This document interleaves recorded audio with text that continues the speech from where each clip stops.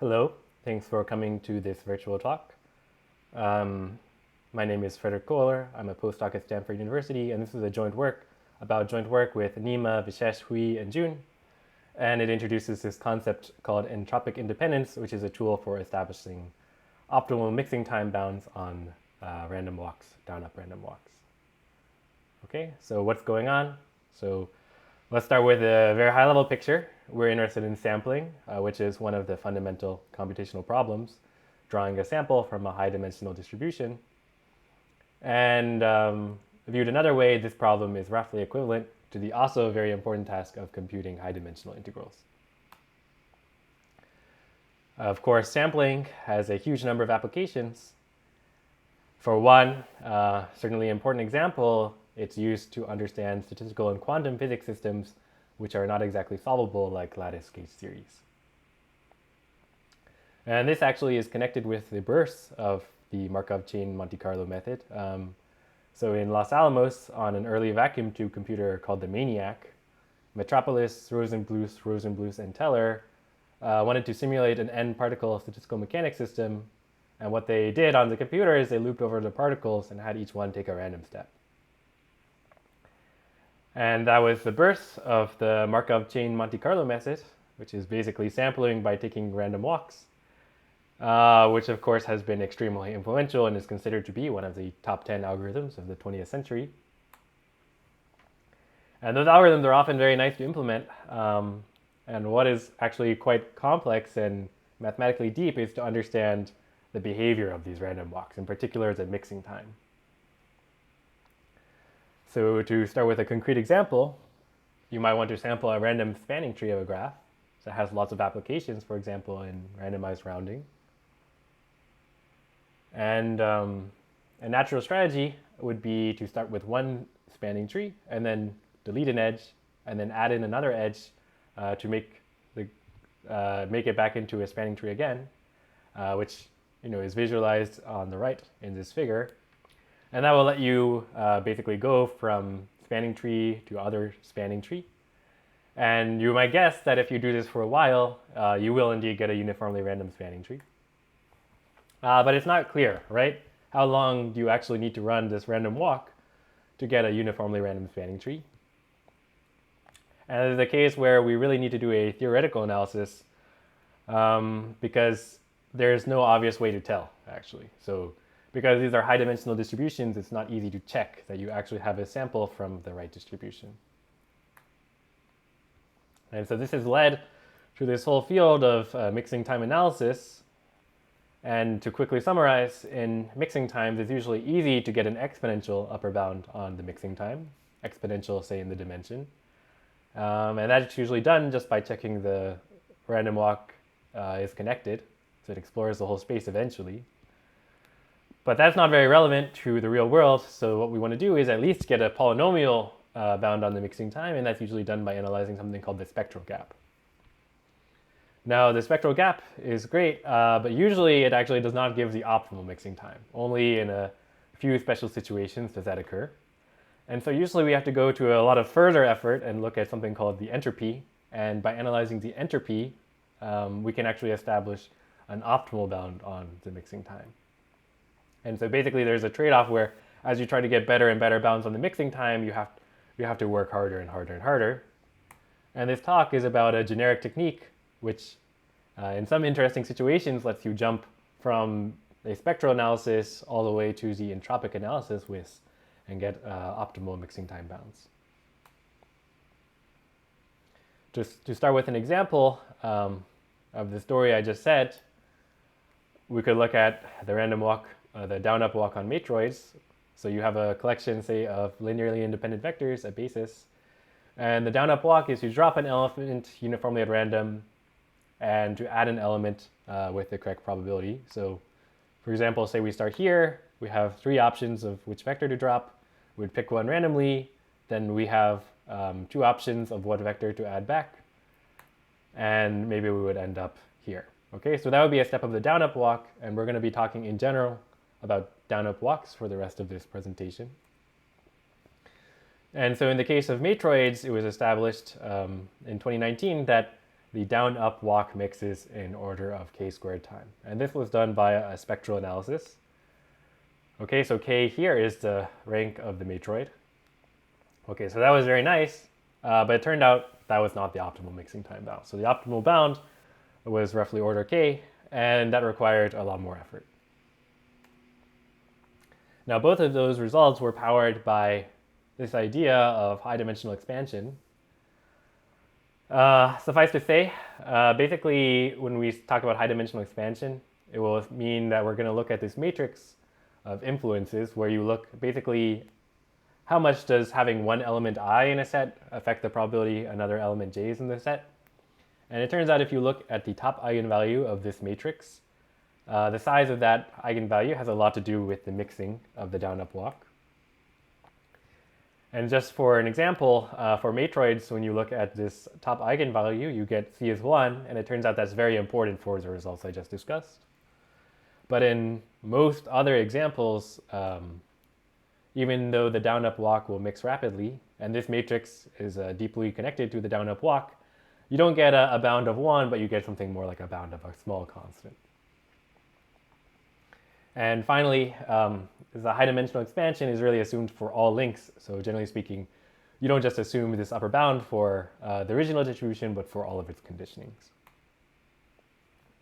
Now, given that you have a good high-dimensional expansion, there do exist some machines which can get you to a nearly optimal mixing time.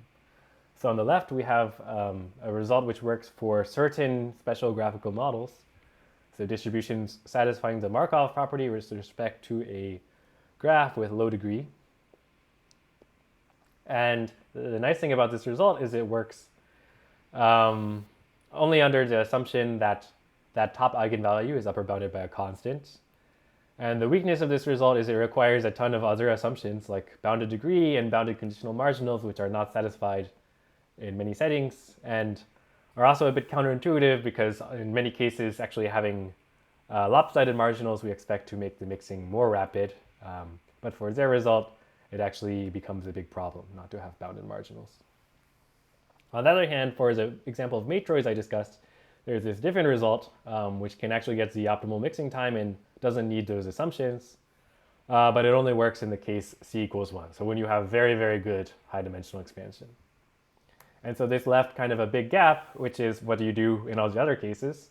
In particular, as the degree of the graphical model grows, or when we're looking at something which is not really a graphical model, or finally, in cases where the optimal mixing time is not nearly linear time, actually neither of those results can be applied. And so I want to tell you about is a new result, which is going to let us get good mixing time bounds from high-dimensional expansion under external fields or tilts of the distribution. And I'll tell you about a bunch of applications of this result. We'll see the external field a little more formally later, but basically the external field lets you reweight elements of the set. And it's related to, for example, the concept of log concave polynomials from the matroid literature. Okay, so let me tell you about entropic independence. First, I need to tell you just a little more about the background about functional inequalities. So we're going to be looking at the down-up walk, where you delete an element and add one back.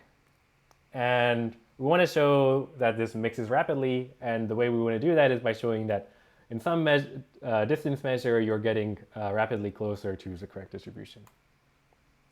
Now, this is a bit technical, but the measures of distance we use are called F divergences, and these come from information theory. And all you really need to know is that there's one distance which is called the chi-square divergence, which corresponds to variance, and another distance called the relative entropy, which is related to modified log Sobolev inequality. And for the spectral analysis, we look at the chi-squared, and the analysis is often easier. To get the optimal mixing time bound, we really need to look at relative entropy, and it's usually much harder. But anyway, we just want to show contraction in some kind of distance defined this way. This is just to explain why is the entropy better. It's basically because the starting distribution will generally be much closer in the relative entropy than the variance. And that actually is why you get these big differences in the mixing time guarantees. So anyway, we need to look at the relative entropy. Turns out the contraction in relative entropy has a lot of other interesting consequences besides mixing time. I'll focus, on discussing the mixing time. Anyway, what we want to do is we want to show, okay, if you have contraction in the chi-squared or in the variance, you also have contraction in the relative entropy. That would be the dream, because that would totally eliminate the step where you need to separately and with more effort bound the contraction in entropy once you already bounded the spectral gap. But then very simple examples show you that it's not possible in general. So for example, if you think about the random walk on an expander, you cannot simply go from the spectral gap to the contraction in entropy. You would just get something that's clearly not true. Okay, so now I can finally tell you a bit about the entropic independence. So what we want to do is we want to show relative entropy is contracting for the down-up walk. Of course, it's quite a reasonable thing that we'll try to do this by showing the down step by itself is contracting the distance measure. And so that's what we want to do. And this is a part where the prior work on high-dimensional expanders plays an important role. Okay, so what we're going to do is we're going to look at more general down operators. And in particular, we look at this thing called the k to 1 down operator, which starts from the full set and drops all but one of the elements. And this amazing induction called the local to global argument says if you can show that that operator, which is generally much easier to analyze, has a contraction of C over K, then you can get actually contraction guarantees for all of the other down operators. And in particular for, say for the example of matroids, it gets you to looking at the K to K minus 1 down operator, which is like the normal down operator. Okay, so just using some clever induction, all we need to do is show contraction for the K to 1, and then we'll automatically get some result for the down operator we actually care about. And with this understanding, spectral independence is basically correspond to showing a C over K variance contraction of the K to 1 operator. And entropic independence is a perfect analogy where we establish C over K entropy contraction of the K to 1 down operator. Okay, and then just using the local to global argument, it will be easy to go from that to getting the actual mixing time bounds for the actual down-up walk. So just said again, this is the definition of entropic independence. It's saying that the K to 1 down operator is quite contractive in the relative entropy. So that definition, it's not so hard to see why that definition implies the rapid mixing. But it turns out it's also very, very useful. And the heart of the reason why it's so useful is actually the principle of maximum entropy, which you might be familiar with. And in our setting, it's saying that this inequality, which you would, generally speaking, need to check for all distributions mu, you actually don't need to check it for all mu. It suffices to check it for so-called tilts of mu. So reweightings of mu of the form mu of s times the product of zi for some non-negative number zi. And that's called an external field applied to mu. Okay, so that can be checked to follow just from the principle of maximum entropy. And basically, why does that become so useful is you can start to look at the worst case for this inequality. So we want to prove this inequality with some constant c. Turns out you can actually start to get some very explicit formula for what that constant is by using the principle of maximum entropy. So let me skip some steps in the proof. But what you get is that C entropic independence can be checked by looking at upper bounds on this thing called the generating polynomial. So generating polynomial is like what it sounds like. It's the generating function for the sets S where you attach a weight zi to each element I. And by going through the analysis I mentioned on the previous slide, you can check that C entropic independence is equivalent to a certain kind of functional inequality that upper bounds the generating polynomial. Okay, and so it looks a bit mysterious, but actually you can check that in the case of C equals infinity. This is some trivial consequence of Holder's inequality, and so this functional inequality can be thought of as some kind of natural improvement of Holder's inequality.